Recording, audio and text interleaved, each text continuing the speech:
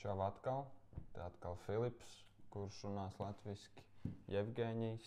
Kurš runās latviski? Jā, mēs apspriežam tālāk tēmu par ticību un šaubām. Un tagad mums otrā sesija ir, mēs viņu nosaucām šaubu anatomiju.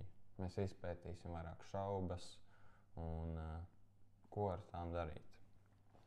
Jā, sveiki, darbie draugi! Un, jā, iesim šitajā tēmā, un tad,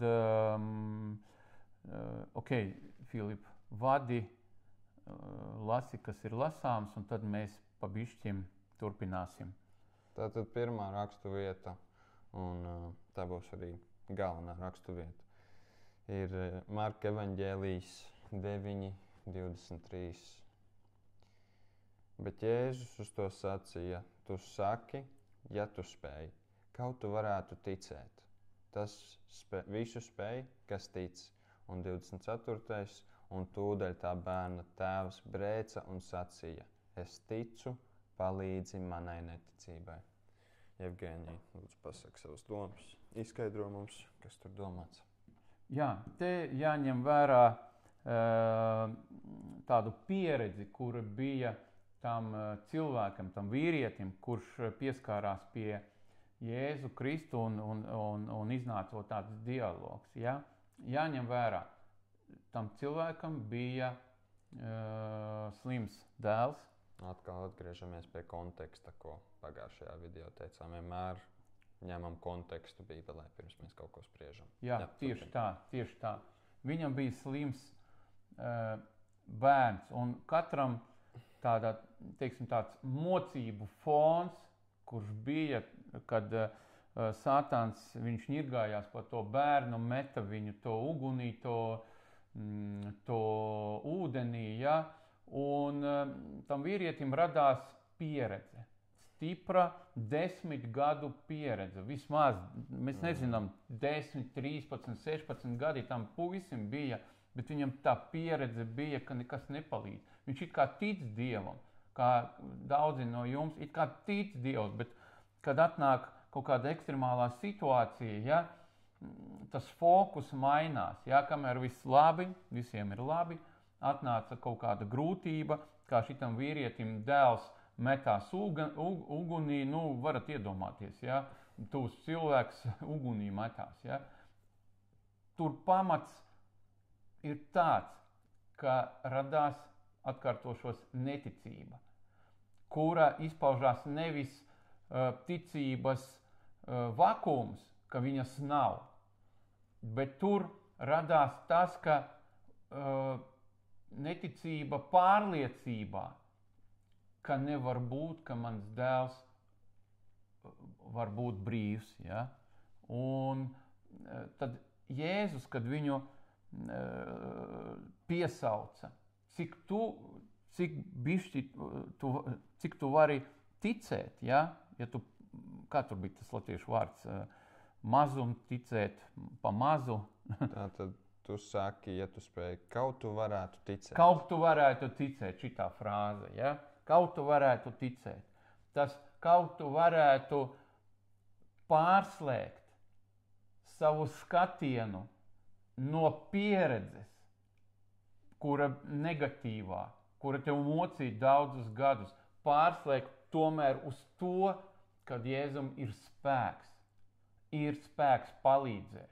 Un tam vīrietim bija grūti, ja es pareizi atceros, viņš vērsās pie mācekļiem, kuri arī nevarēja palīdzēt. Ja?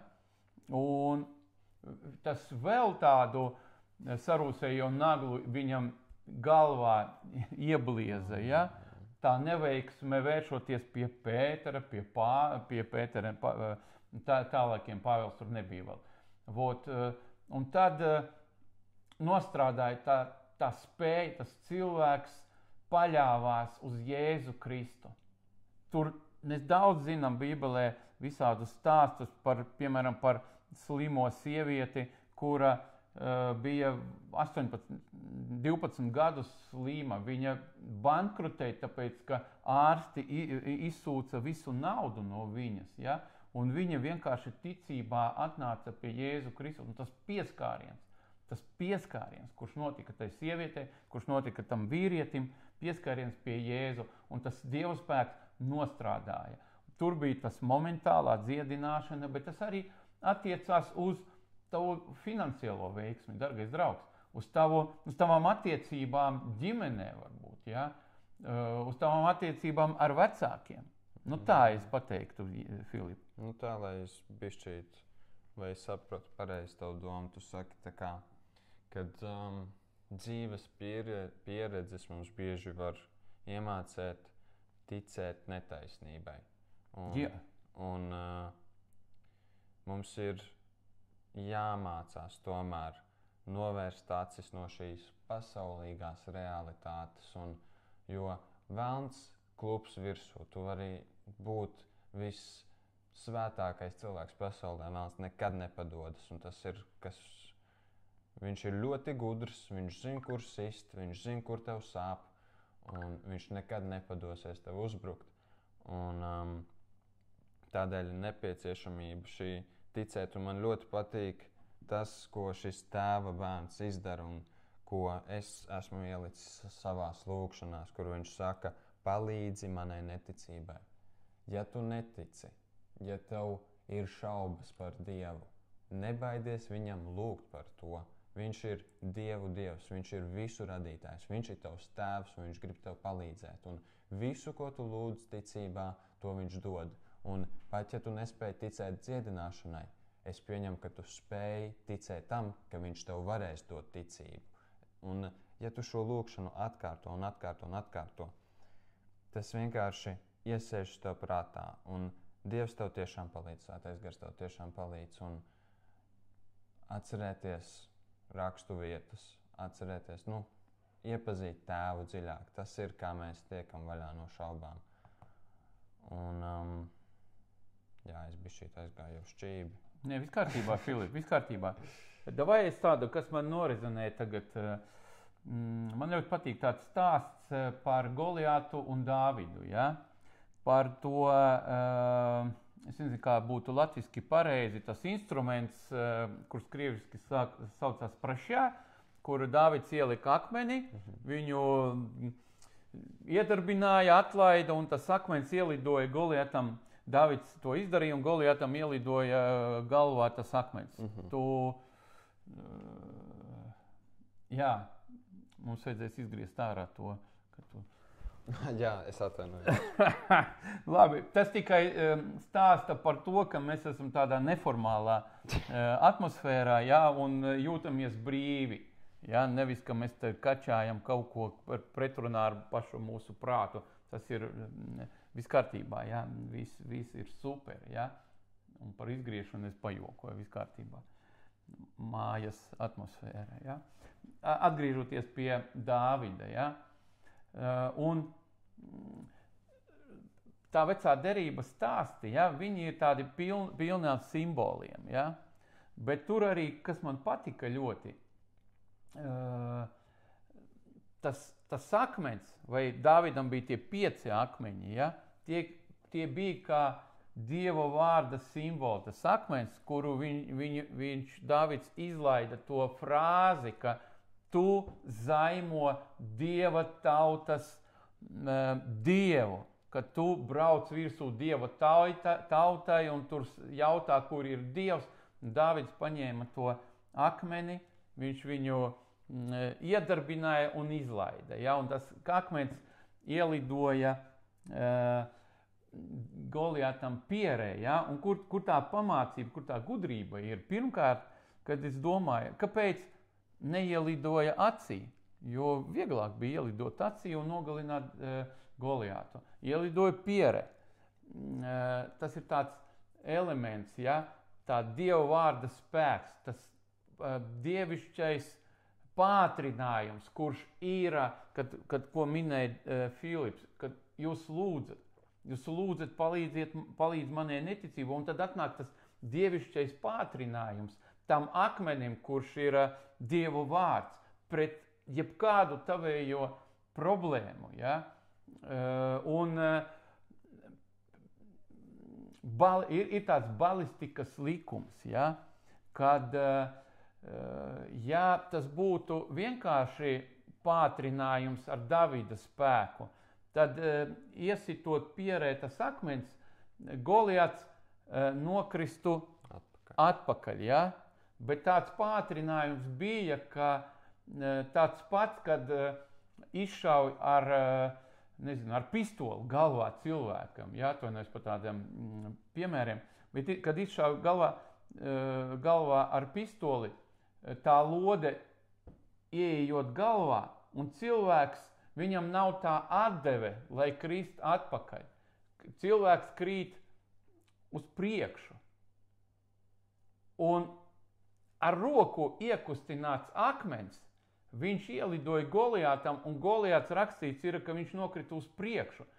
Kāds bija tāds pārdabiskais dievišķais pātrinājums tam akmenim? Un tas pats tāda ilustrācija, mēs kā vīrieši, es kā armijas cilvēks kādreiz, ja, man tas baigi uzrunā, jo tas simbols, kā strādā Dieva vārds, ko minēja Filips, ir Dieva vārds, es esmu veiksmīgs, ir Dieva vārds, ka Kristus nomira, lai es esmu bagāts, tu, lai esi bagāts, ka Dieva vārds, kad Sātāns atnāca, lai nozagt, nogalināt un tā tālāk, bet Dievs atnāca, lai ir dzīve un dzīve par pārpilnību. Un tam vārdam ir tas pārdabiskais, balistiskais, garā spēks, lai tas vārds nostrādā tavā dzīvē. Un tad, kad tu viņu no lūkšanas, es tā bišķī tālāk pavirzīšos, no lūkšanas Dievs palīdz mainai neticībai, tad Dievs pat tagad, es apgalvoju, viņš pat tagad tev saka, ok, sāc pateikt to Dieva vārdu tavam ienaidniekam, ar ko tu nesaskartos. Un lai tā šauba aiziet, lai ir tā ticība, neskatoties uz to, kas ir apkārt. Nu, es tā. Bet man tavs jautājums ir šī šauba, ja? Un tad pirmais, ko mēs darām, ir, ka mēs lasām Dieva vārdu, vai mēs lūdzam, vai mēs kādam jautājam, kas būtu tā kā pirmā lieta, pie kā mums pieskarties. Vajag savienot lūkšanu ar Dieva vārdu lasīšanu, un ir tā, ka labi būtu arī kādam pajautāt, kuram ir vairāk pieredze, kurš izgāja kaut kādas grūtības ātrāk par tevīm. Tur uzmanīgi jādara, neiesim kaut kādā negatīvā, bet uzmanīgi tas jādara, un paskaidrojumi ir vajag, bet tu vienmēr jutīsi, ja? Jo, kad Dievs ar tevīm strādā, Dievs tev pieskarās, tas ir vienmēr prieks, viņš atgriežās. Tu vari kā pie tēta pateikt, tēti, man ir skumjas, lūdzu vienkārši atnāc. Viņš vienmēr strādā, viņš vienmēr atnāk. Un tad tajā priekā tu lūdz, tu lasi, un tas ir vesels tāds interesants process. Un tu jautā cilvēkiem, ja kaut kas nav skaidrs. Jā, un tāda viena lieta, ko mēs runājām, pirms mēs sākām filmēt, ir, kad netaisnība slēpjas tur, kur cilvēki nejautā jautājumus, vai ne? Tātad nebaidīties uzdot jautājumus, ja tu neesi pārliecināts par kaut ko, kas ir rakstīts Bībelē, vai tu redzi tā kā savu dzīves piemēru, kur tev ir pilnībā citādāk nekā Bībelē. Tas ir ļoti nepareizi nejautāt. Ir svarīgi uzticēties Dievam, bet viņš nav barbars, kurš tevi sodīs, ja tu jautās jautājumus. Viņš ir mīlošs tēvs, un viņš grib, lai mēs viņu iepazīstam un lai mēs tiešām ticam. Nevis vienkārši pasakam, ka mēs ticam, bet tiešām ticam. Tas ir vienīgais, kā tas akmens var aizlidot kā lode no pistoles, ir tava īsta ticība, sirdsticība. Un tas nāk tikai tad, kad mēs komunicējam ar citiem, kad mēs nebaidamies jautāt jautājumus. Ir vēl ko tu vēlies pateikt, vai mēs? Es vēlos atvadīties, jo mēs tā bišķīt to laiku aizgājām bišķīt. Nu kā ir, tā ir, jā. Jā. Nu labi, tad paldies, ka tu skatījies. Cerams, ka mēs tev varam palīdzēt, un būs vēl trešais bloks, kur vairāk iedrošināsim un dažādas liecības pastāstīsim, kā ticība un šaubas savā starpā strādā. Paldies, ka skatījies, paldies, ka pievienojies sarunā un redzēsim jūs nākamreiz. Atā!